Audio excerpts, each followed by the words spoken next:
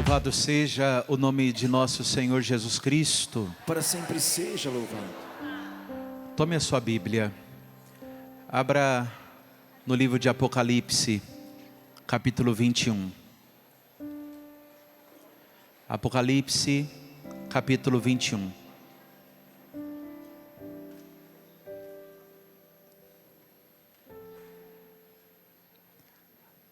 A palavra diz assim: Vi então um novo céu e uma nova terra, pois o primeiro céu e a primeira terra desapareceram, e o mar já não existia. Eu vi descer do céu, de junto de Deus, a cidade santa, a nova Jerusalém, como uma esposa ornada para o esposo. E ao mesmo tempo ouvi do trono uma grande voz que dizia: Eis aqui o tabernáculo de Deus. Eu quero, Senhor, nessa tarde te louvar e te bendizer. Te agradecer porque o Senhor tem falado aos nossos corações. Quero pedir, Senhor, que a tua palavra chegue ao nosso coração e fale, nos cobre, nos exorte e nos traga a verdade. Por isso, Senhor, nós te louvamos e te bendizemos. Amém. Meus irmãos, hoje a igreja ela celebra a comemoração dos fiéis defuntos. Hoje é um dia que nós rezamos por aqueles que morreram na fé em Cristo Jesus. Dia oportuno para falar do céu. Dia oportuno para falar da nossa pátria. Dia oportuno para falar da nossa morada. Hoje não é dia de falar da morte. Hoje não é dia de falar da tristeza que a morte causa. Mas é dia para falar da certeza que nós temos. E a única certeza que nós temos é a ressurreição do Senhor. E consequentemente a nossa ressurreição. O próprio apóstolo diz: vã seria a nossa fé se Cristo não houvesse ressuscitado. Apocalipse 21 é uma visão agraciada que Deus dá a João, o discípulo do amor. Costumo dizer que João não era o discípulo que Jesus mais amava. Não, mas João foi o discípulo que mais amou Jesus. Ao ponto de viver a fidelidade à cruz. O amor passa pela cruz. E João, no sofrimento que ele passava, na perseguição, porque amar a Deus, ser de Deus, consiste nessa vida passar por perseguições. A palavra diz que João teve uma visão. E a visão foi de um novo céu, uma nova terra. A visão que João teve foi da igreja que é congregada nessa terra, militante na graça de Deus. E é profundo que São João, ele diz um novo céu e uma nova terra. Aqui lembra aquilo que o profeta Isaías diz no capítulo 65, versículo 17. Eis que eu crio novos céus e nova terra, e não haverá mais lembranças das coisas passadas, nem mais se recordarão. Meus irmãos, o céu é uma alegria tão profunda, é um júbilo tão intenso, que nós não nos recordaremos de nada que vivemos nessa vida, porque tudo nessa vida é pouco diante da graça da eternidade. Tudo é pouco diante daquilo que Deus tem reservado para nós. Por isso que hoje não é um dia de desespero, mas é um dia de confiança. porque nós sabemos em quem depositamos a nossa esperança. Repita comigo: eu sei em quem eu deposito diariamente a minha confiança. E é essa certeza que nos conduz, é essa certeza que nos leva a crer na vida eterna, no céu. Meus irmãos, eu vou contar algo muito especial e muito particular da minha vida. Eu cresci com medo do céu. Como assim eu cresci com medo do céu? A minha mãe, ela tem muito medo da morte. Muito. É um medo que ela fala constantemente. Quase todos os dias eu vou na casa da minha mãe, o assunto chega no medo da morte. Ela é uma mulher cheia de saúde, não toma nenhum remédio, mas a minha mãe tem medo da morte desde sempre. O medo da morte te faz ter medo do céu. O medo da morte te faz desacreditar do céu. A própria palavra diz: ó morte, onde está a tua vitória? A morte, ela morreu, ela foi derrotada por Cristo, e Ele nos garantiu a vida eterna. Nós não podemos ter medo da morte, nós temos que ter medo de perder a vida eterna. O medo que nós devemos ter é de perder a vida eterna, não de morrer para essa vida. Mas muitas vezes temos medo da morte, porque no fundo, no nosso coração, no âmago das nossas almas, nós temos uma desconfiança que tudo vai acabar. A palavra diz que não, um novo céu, uma nova terra. O céu foi preparado para mim e para você. Ou seja, para aqueles que creem, a vida não é tirada, ela é transformada. A morte é uma Páscoa, é uma passagem de uma vida mortal para a vida da imortalidade. O versículo 4 diz assim: Ele enxugará toda lágrima de seus olhos, e já não haverá morte, nem luto, nem grito, nem dor, porque passou a primeira condição. Olha a profundidade. Porque, meus irmãos, nessa vida nós choramos. Perceba, nós viemos para essa vida chorando.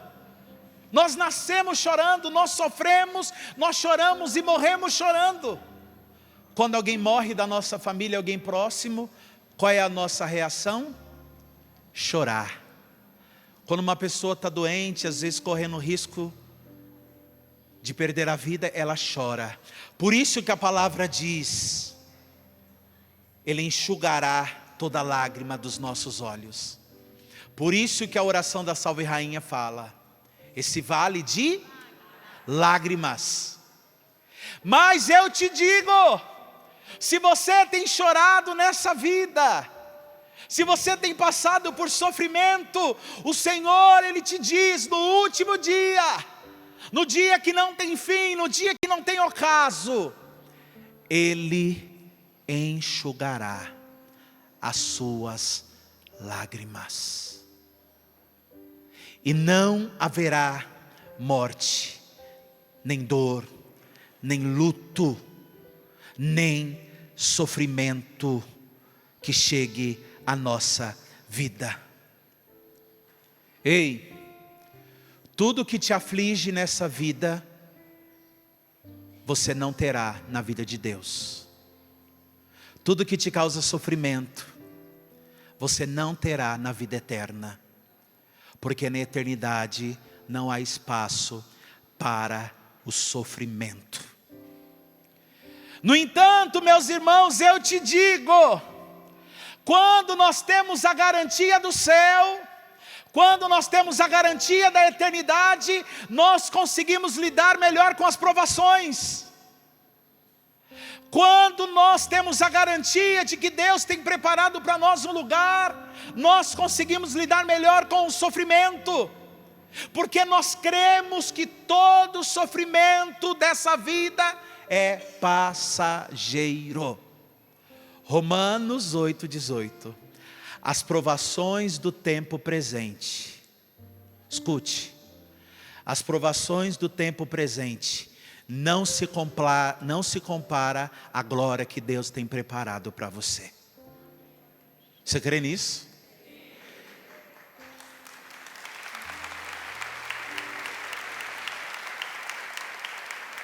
Olha essa palavra, se a tua aprovação é grande, se o teu sofrimento é grande, a glória que Deus tem preparado para você e para a tua família nem se compara ao sofrimento que você tem passado. Mas para isso você precisa ter a certeza da eternidade. Quando nós temos a certeza do céu, quando nós temos a certeza de uma morada, quando nós temos a certeza daquilo que Deus tem preparado para nós, consequentemente nós passamos por essa vida de uma maneira diferente. O sofrimento, para aqueles que creem, é fecundo, gera vida e conversão. Para aquele que não crê, é desesperador. Quem não crê, vive um desespero. Vai no velório de uma família que crê e de uma família que não crê. A família que crê chora, sofre, mas não se desespera. Agora aquela família que não é do Senhor se desespera. Sabe por quê? Para aquele que não crê, a morte é o último dia. Mas para aquele que crê, é a passagem para a vida de Deus. Portanto, é preciso crer. E se a aprovação, a gente vai entender nesse sentido da aprovação. Olha o que diz a segunda carta de São Paulo aos Coríntios, no capítulo 4, versículo 17. E essa pequena e passageira aflição que sofremos vai nos trazer uma glória enorme e eterna, muito maior que o sofrimento de hoje. Olha a profundidade. Ele chama essa vida de pequena e passageira. Ei, você pode chegar a viver 150 anos. A sua vida é pequena, breve e passageira, comparada à eternidade, que é o dia que não tem fim. Padre, defina o que é eternidade. É a missa sem bênção final. Isso é eternidade. É a comunhão plena com Deus. Somos nós e o Senhor e nada mais.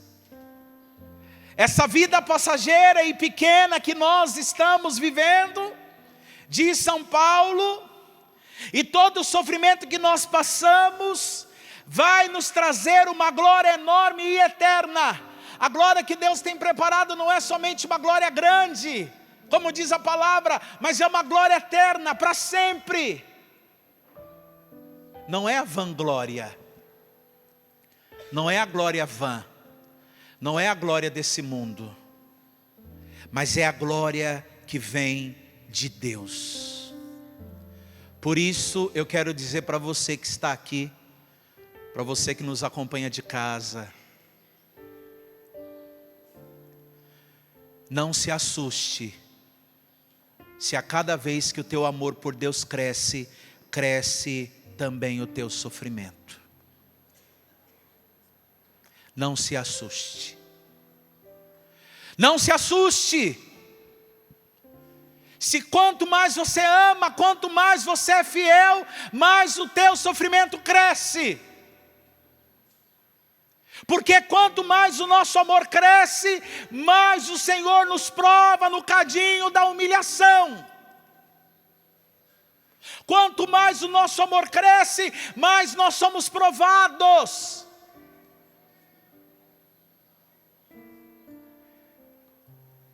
Eu perdi nessa madrugada um grande homem na minha vida, o meu primeiro diretor espiritual.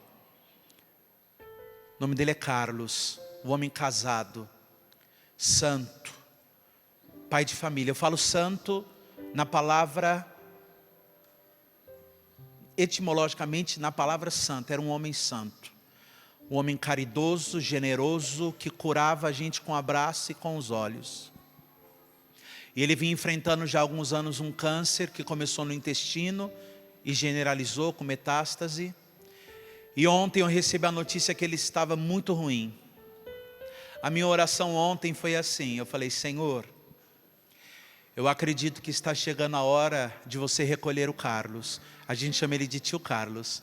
E eu fiz essa oração assim: Senhor, recolhe ele na sexta, porque amanhã eu vou pregar.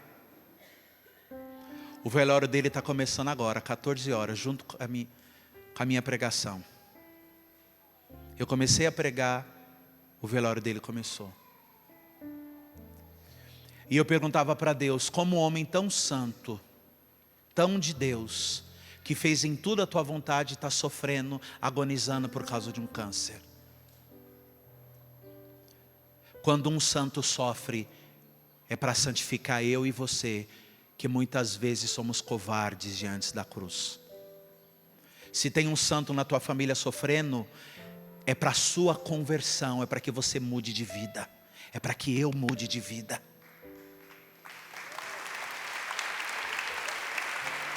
O santo sofre para que a igreja se converta. Não tem outra resposta, porque um homem tão santo, tão de Deus, tão caridoso, sofre agonizando no hospital. É para que eu e você se converta. Sabe por quê? Porque talvez se fosse comigo e com você, a gente ia maldizer a Deus, porque somos covardes diante da cruz. E o Carlos morreu com os olhos no eterno. Eu falei: Deus, o velório dele na hora da minha pregação, foi Deus me dizendo: você é missionário. E o missionário tem que anunciar a palavra mesmo com dor no coração. Porque o missionário faz a vontade de Deus. E com alegria. Quanto mais nós amamos a Deus, mais o sofrimento cresce. Olha para Francisco de Assis. A maneira que Deus amou Francisco foi o crucificando. Olha para Padre Pio, olha para Joana d'Arc, olha para tantos santos e santas, Teresinha, Faustina. Se Deus está te proporcionando sofrimento, é para que Ele quer santidade na sua vida. Porque os santos têm saudade do céu. Os santos querem se encontrar com Deus. Santa Teresinha dizia: não morro, entro na vida. Um dia perguntaram para Teresinha: você é tão feliz, tão alegre, você não tem medo da morte? Ela respondeu: como eu posso ter medo daquele que vai me julgar? E você não tem medo? Ela falou: não, eu vou ser julgada por aquele que eu amei a minha vida toda. Queira chegar no último dia sendo julgada por aquele que você amou a tua vida toda, que é nosso Senhor Jesus Cristo. A melhor coisa é ser julgado pelo amor. Por isso que a palavra diz que Ele vai enxugar todas as lágrimas. O nosso sofrimento em Cristo será transformado. Por isso que a palavra de Deus diz em João capítulo 14, versículo 1 e seguintes: não perturbe o vosso coração. Ei, quantas vezes nós andamos com o coração perturbado, preocupado? Quantas vezes nós andamos angustiados? Eu quero dizer para você que está aqui no rincão do meu Senhor, para você que está em casa: para que tanto desespero, se o Senhor da tua casa é o Deus que não dorme e não cochila? O nome dele é Jesus Cristo. Para que esse desespero? A palavra diz: não perturbe o vosso coração, não fique aflito, creia em Deus, creia em mim. Olha que nosso Senhor diz: porque na casa do meu Pai há muitas moradas, e eu preparei uma para ti. Repete comigo: na casa do meu Pai tem muitas moradas, e Ele preparou uma para mim. só para mim. Ei, quando fala muitas moradas, mansão, não acha que Deus está preparando um duplex para você com piscina, com hidromassagem, com torneira de ouro. O que Ele está preparando para nós, sabe o que é? Um corpo glorioso, que estará ressuscitado com Ele. Essa é a mansão que Deus tem preparado. Um corpo glorioso, onde não há pecado, onde não há enfermidade, onde não há dor, onde todos saltarão como a gazela e o servo. A morada que Deus tem preparado é um corpo glorioso, ressuscitado, vivo. E junto com os anjos, entoaremos louvores ao Senhor. Por isso que nós afirmamos, a maior cura que Deus tem para nós é a vida eterna. Sabe como Deus curou Carlos? Porque Deus curou Carlos. A grande cura que Deus tem para nós é a vida eterna. Muitas vezes a gente não entende, a gente fala, mas eu rezei, e fulano não foi curado. Ele morreu. Existe cura maior do que a vida eterna, do que partir dessa vida de lágrimas, estar na presença de Deus? A maior cura que Deus tem para nós é a eternidade. A maior cura que Deus tem para nós é a vida eterna. Mas entenda, nesta vida, na vida que nós estamos vivendo, nós nunca sentiremos plenitude. Plenitude não. Quantas vezes a gente fala, eu estou sentindo um trem. Já sentiram isso? Hoje eu não estou bom. Estou sentindo um vazio. Mas o que você tem? Não sei. Parece que eu não estou bom. Mas está tudo certo? Não, está tudo certo. Sabe aquele doce que está faltando, parece um tiquinho de açúcar para chegar? Sabe por quê? Porque nessa vida nós nunca sentiremos plenitude. Nessa vida nós sempre teremos uma insatisfação. Porque nós não fomos criados para esta vida. Nós somos criados para a eternidade. Quando nós chegarmos lá, você vai falar, não me falta mais nada. Porque eu encontrei o amado da minha alma.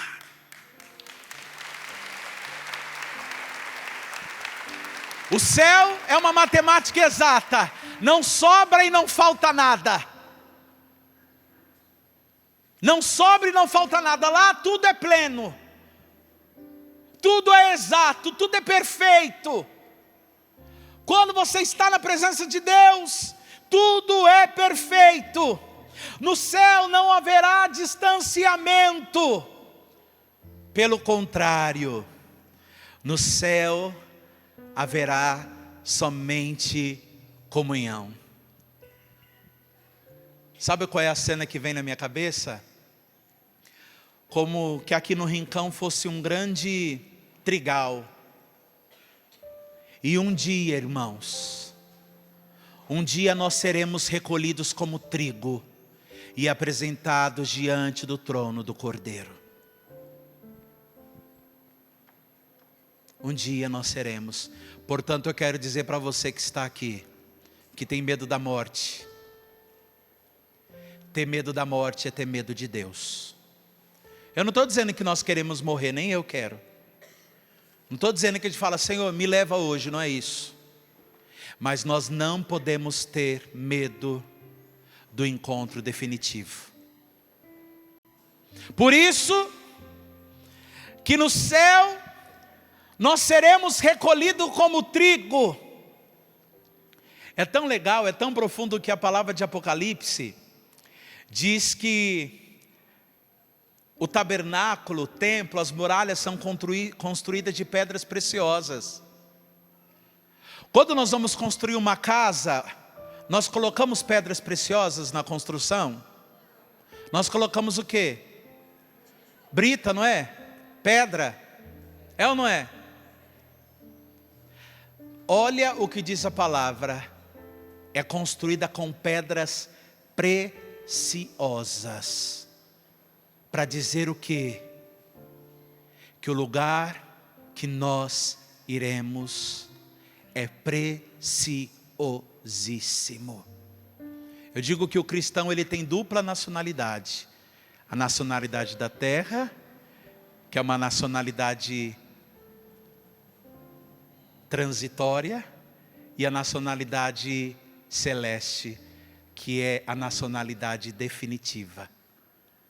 Como diz Santa Teresa de Ávila, vamos para o céu tão belo. Meu irmão, no versículo 13, se você tiver com a sua Bíblia, abra aí no versículo 13 do capítulo 21. Diz assim: ao oriente havia 3 portas. Ao setentrião 3 portas, ao sul 3 portas, ao ocidente 3 portas. Preste atenção. Aqui nós vamos entender que essa igreja, a cidade do Alto, é Jerusalém, é uma cidade quadrangular, sim ou não? 3 portas para cada lado, claro, aqui fundada na fé dos apóstolos, por isso 12. O versículo 25 diz que as portas não se fecharão. Entenda, as portas da eternidade, elas sempre estão abertas, escancaradas, para que todos possam entrar. É um Deus que não faz acepção de pessoas, é um Deus que não faz acepção de condição financeira, de cor, de raça. As portas estão sempre abertas. Mas entenda uma coisa: as portas estão sempre abertas. Aberta para todos, mas não aberta para tudo. Dá para entender? As portas estão abertas para todos, mas não está aberta para tudo.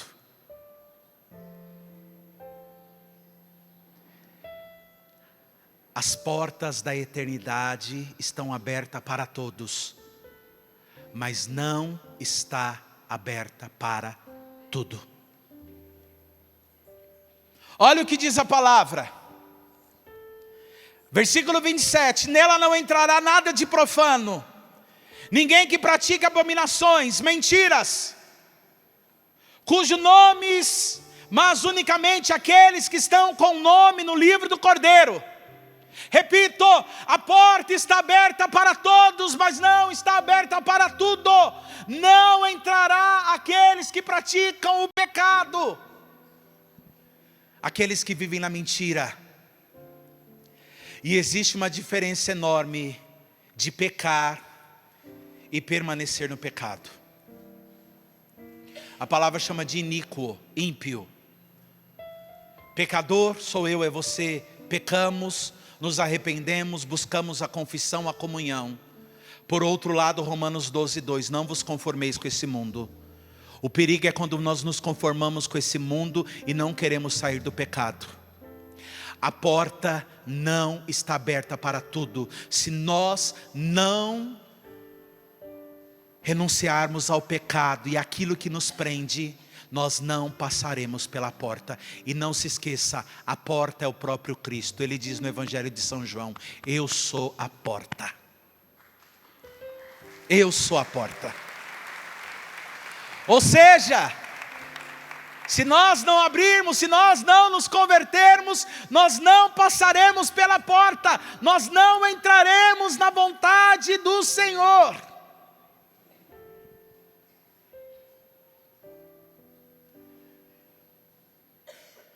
E isso, meus irmãos, é tão profundo.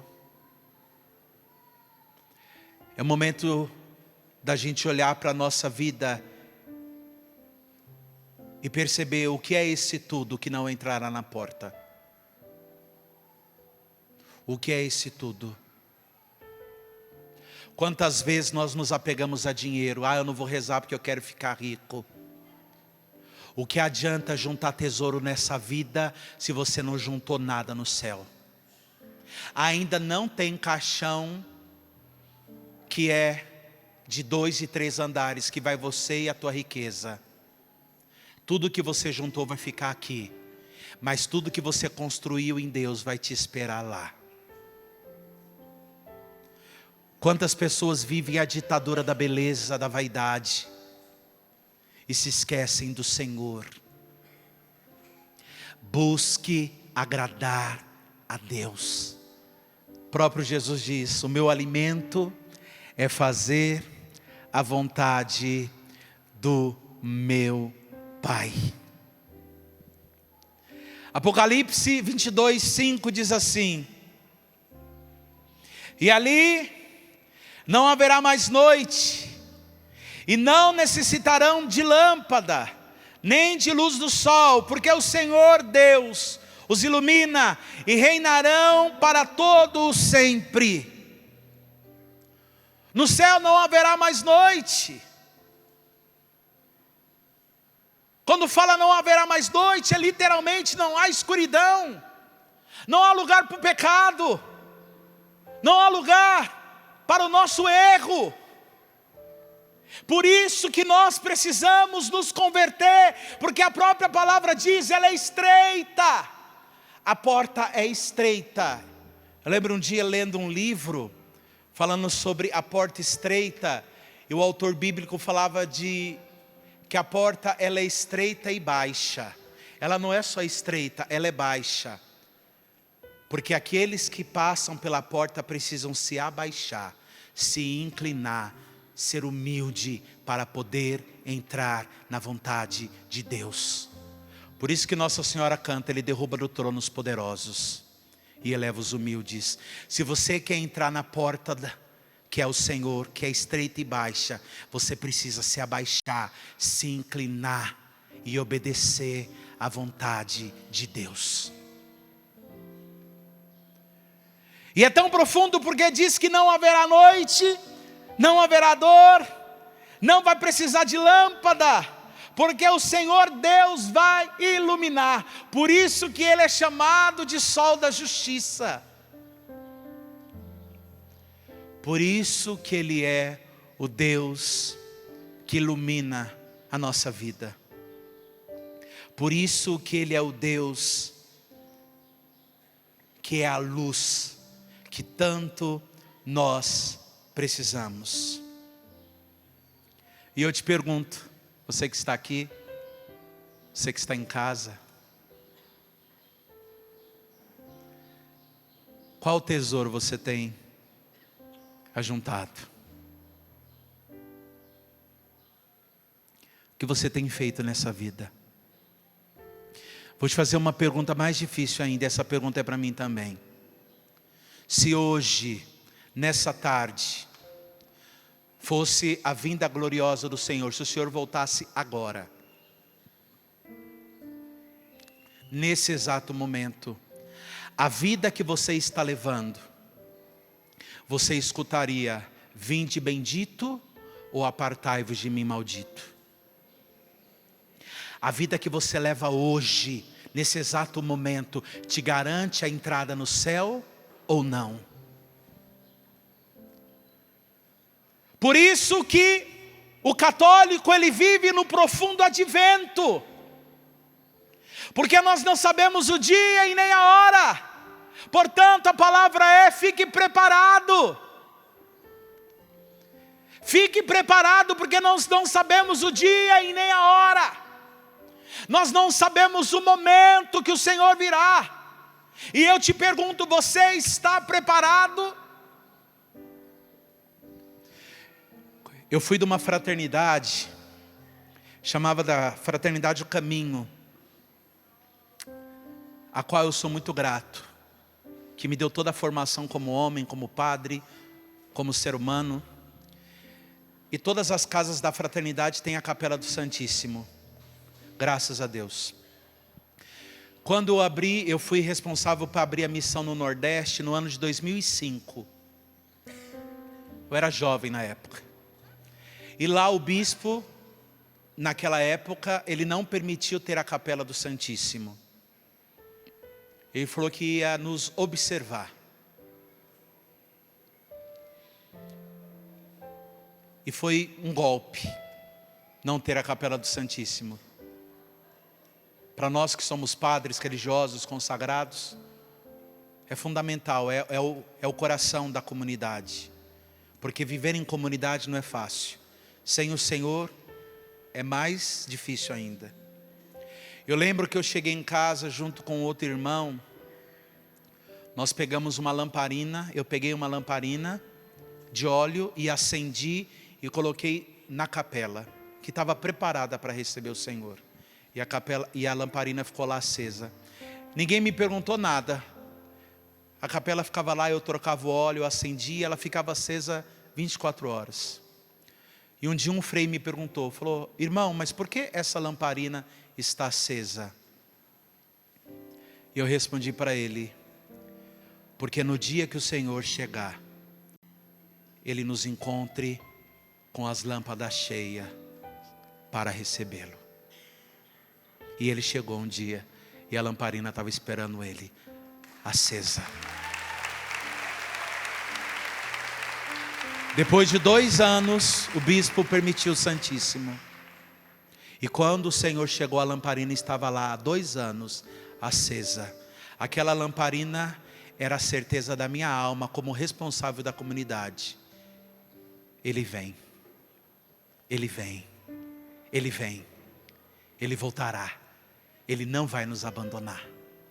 E depois de 2 anos Ele chegou.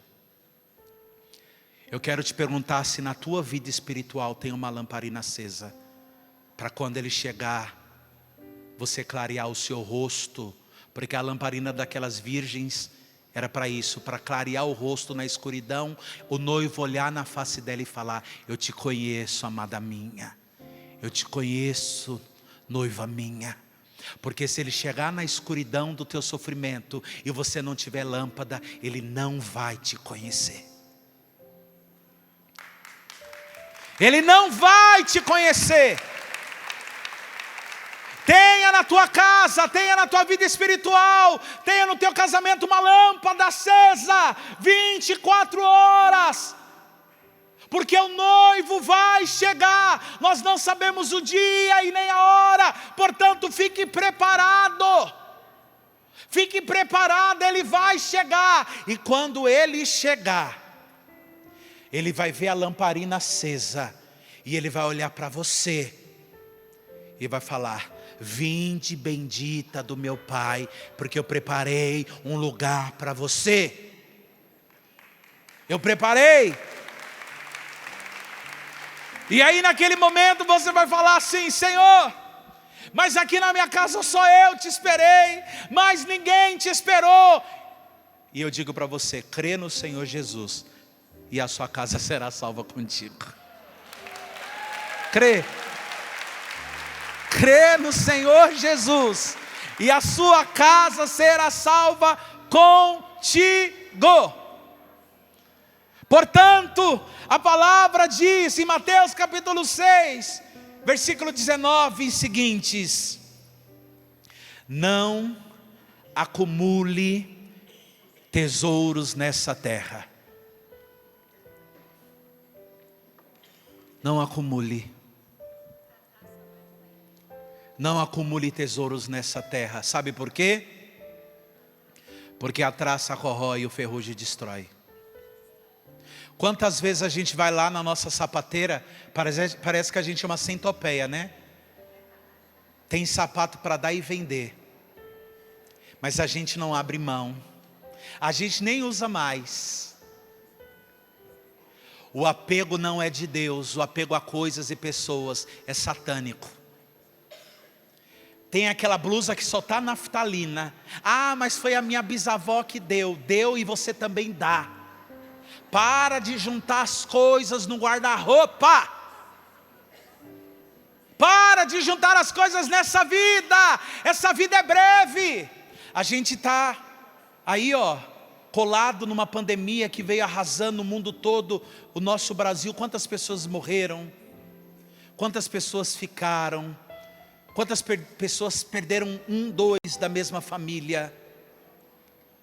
E você que casou há 20 anos, está lá no guarda-roupa, o seu jogo de copo que você ganhou no teu casamento e você não quer usar. Morre, boba. Seu marido arruma outra e ela usa seu copo. Morre para você ver. A outra vai brindar. Fica lá juntando o jogo de copo. Chega na cozinha, só está aquele pano de prato queimado com massa de tomate, os outros novinhos guardados. Morre! Que vão usar seus panos de prato.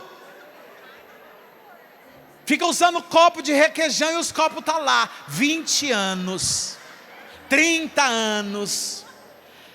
Tem um monte de toalha no guarda-roupa, mas está usando aquela que nem seca mais. E se Deus falar para você hoje, você vai morrer, sabe quem vai usar essas toalhas? O brechó da igreja, que vão tudo doar para lá. Porque a gente é apegado às coisas. Hoje nós vivemos um mundo que nós usamos as pessoas e preservamos as coisas. Preserve as pessoas e use as coisas, porque tudo nessa vida é passageiro. Tudo passa. Só Deus permanece. Fica se apegando à coisa. Cuidado que a ferrugem destrói, a traça corrói. Aquela roupa que você não usa há tanto tempo está lá. Aí quando você vai colocar, está toda rasgada. Porque você não usou, virou comida de traça. Ei, saia deste dia, saia desse secreto, desse final de semana com a certeza que o que importa nessa vida é a comunhão com Deus, e o tudo fora disso é resto, é lixo. Chega em casa, tira tudo de cima do guarda-roupa, começa a usar, usa tudo, quebra, usa tudo. Faça o que você tem que fazer. Tira aquela manta da sua bisavó, coloque na cama, use. Ou se não, deixe escrito: quando eu morrer, não quero flores, quero que coloque as mantas em cima do caixão. Sobretudo a manta do Corinthians, coitada, que está com naftalina lá. Vai ficando de pé.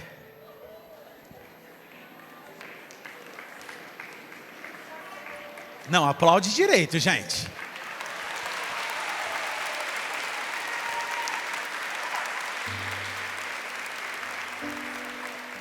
Olha aqui. Coloca a mão no seu coração. Feche os seus olhos. Fale com Deus nesse momento. Peça a Deus a graça de poder viver como cidadão do céu, como eleito.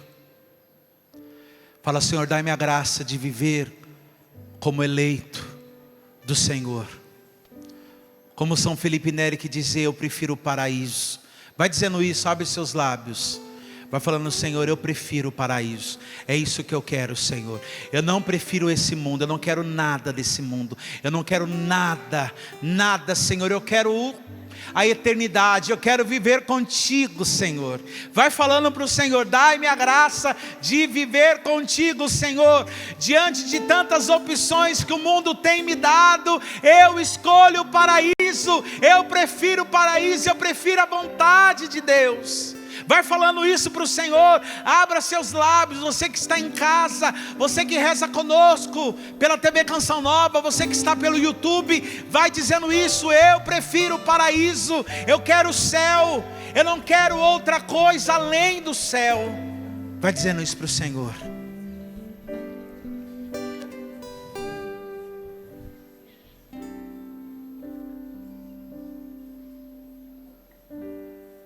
Posso dizer para você, nós somos felizes, porque nós ouvimos um homem aqui neste palco dizer: ou santos, ou nada.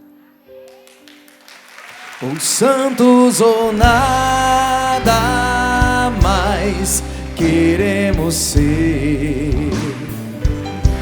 ou santos ou nada, ou santos ou nada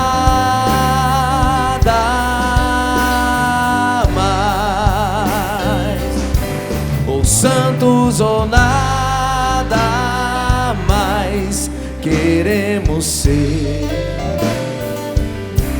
ou santos ou nada,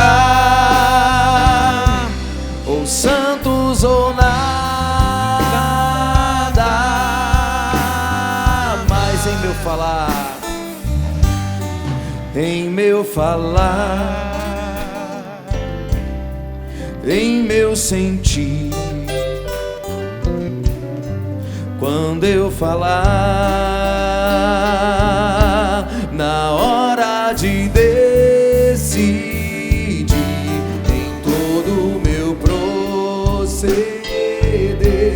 acima de tudo, vivendo a dor e o sofrer, vivendo a dor e o sofrer, ou santos ou nada, levanta o seu braço e canta, ou santos ou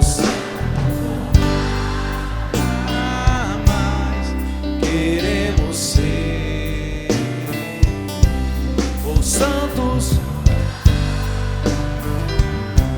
ou santos,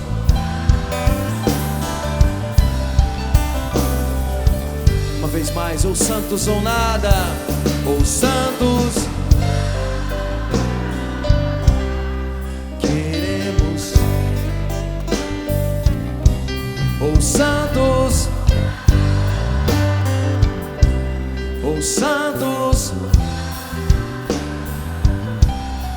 Quando o Senhor falava, Padre, o Senhor me permite, por favor, eu prefiro o paraíso. O Senhor me falava de uma decisão muito firme, muito autêntica, muito forte, porque preferir algo em detrimento a outro, preferir o céu em detrimento às coisas da terra. O Senhor falava, o céu é para todos, para todas as pessoas, não para todas as coisas. Todos entram no céu, mas nem tudo entra no céu. Eu prefiro o paraíso. Eu escolho, em detrimento a uma coisa, eu escolho algo melhor. Levanta o teu braço e faz a tua decisão. O que você prefere? Padre Jonas nos dizia, ou santos ou nada. E a história, quando o primeiro membro da comunidade Canção Nova faleceu, Padre Jonas nos falava como a autoridade que o padre falou, e ele dizia, ou santos. Levanta o teu braço e diz ao Senhor o que você prefere. Vai falando, Senhor, ou santos, eu quero ser santo, Senhor, eu não quero ser nada. Senhor, eu quero o paraíso, eu não quero esta terra. Senhor, eu quero viver contigo, Senhor. Eu não quero viver mais nesta vida mundana preso a tudo isto, mas eu quero, Senhor, sim, nos dias que o Senhor me conceder nesta terra, eu quero ser santo, eu não quero ser nada. Eu quero buscar o paraíso e não as coisas que esta terra me oferece. Eu quero, Senhor, construir a minha vida aqui. E quando as suas palavras forem acabando, vai levantando o seu louvor, vai levantando o seu louvor em línguas, solta a sua voz e ora no poder do Espírito, porque é isso que o Senhor levantará nestes dias. Santos, santos que desejam o paraíso, que querem o paraíso. Oria labandari alabandori,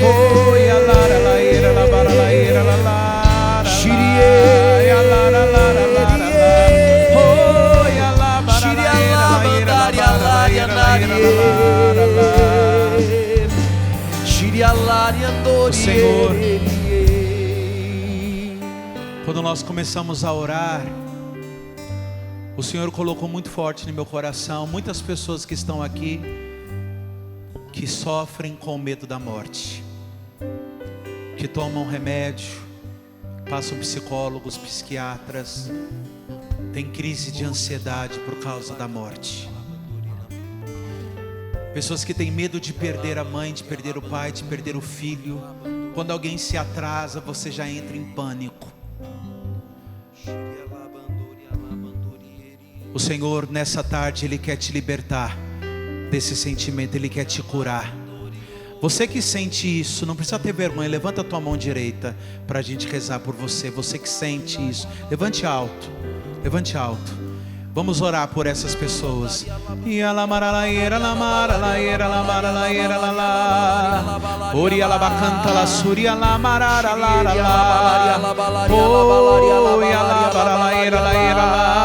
Senhor Jesus, eu te peço uma gota do seu sangue precioso, lava, restaura essas pessoas, livra desse medo da morte, desse pânico, dessa ansiedade, desse sentimento que tem matado, maltratado a cada dia, Senhor.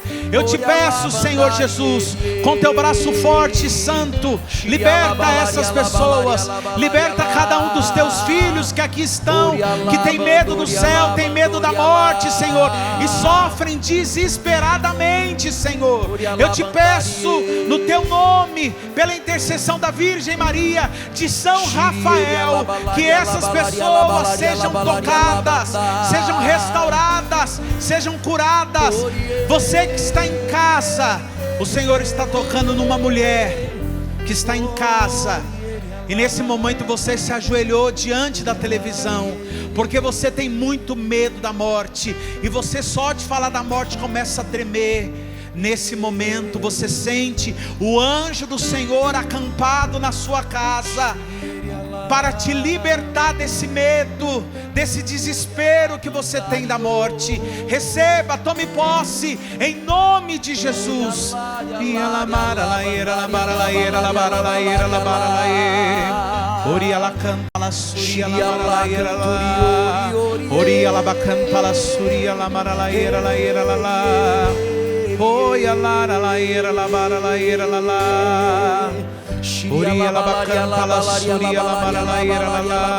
A palavra que me vem é a palavra amizade.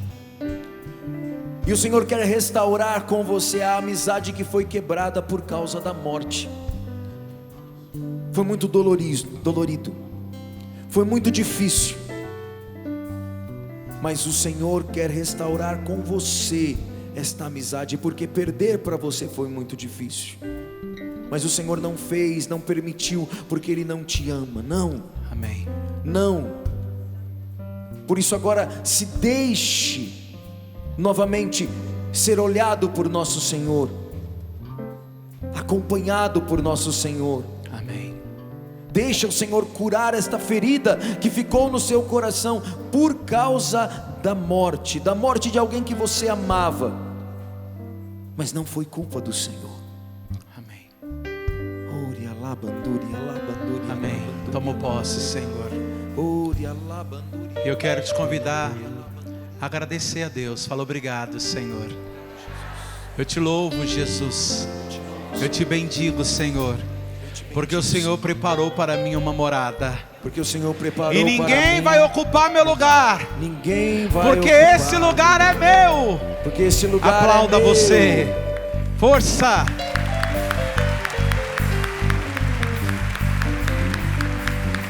E eu quero terminar lembrando aquilo que o Rafa disse na parte da manhã sobre o nosso apostolado São Rafael.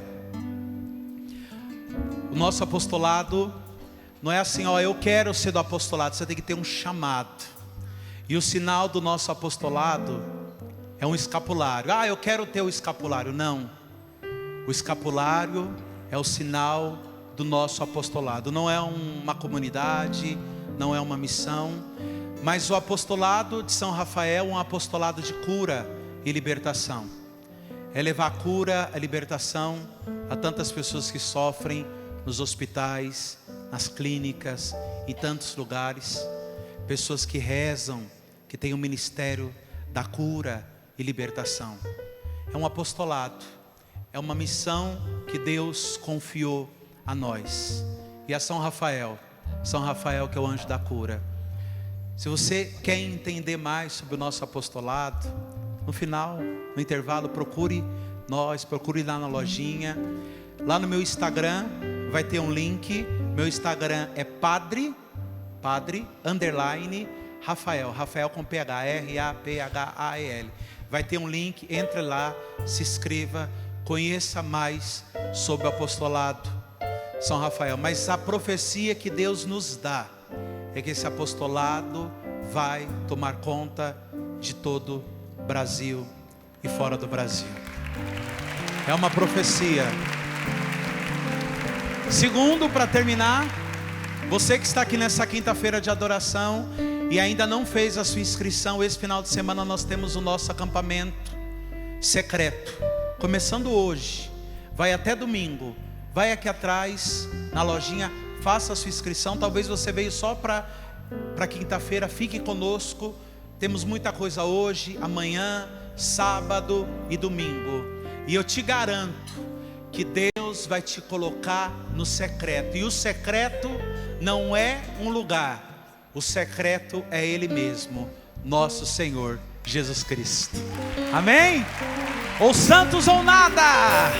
Ou santos ou nada mais queremos ser.